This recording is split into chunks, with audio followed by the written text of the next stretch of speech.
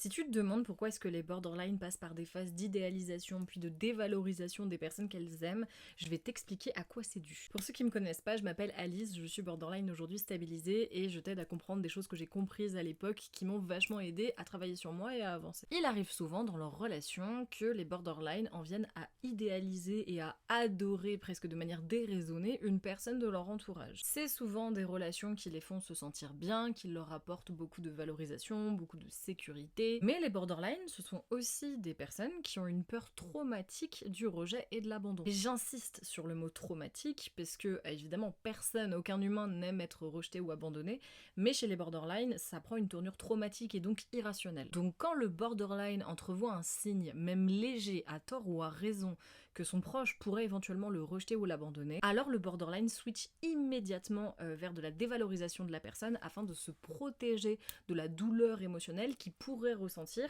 si son proche venait à le rejeter ou à l'abandonner. C'est en fait un mécanisme de défense pour éviter la douleur de l'abandon. Je réduis l'importance émotionnelle que l'autre occupe dans ma vie, alors à ce moment-là, je ne souffrirai pas le jour où il me rejettera. Faut aussi savoir que les borderline, ils sont dans une pensée dichotomique, c'est-à-dire qu'ils voient tout en blanc ou tout en noir. Et donc il n'y a pas de demi-mesure. Si quelque chose chez toi me déçoit, là où à l'inverse j'étais dans une extrême idéalisation de ta personne, ben là la moindre expérience négative va provoquer tout l'inverse, donc je vais te dévaloriser. Dans les deux cas, en fait, on part dans des extrêmes irrationnels.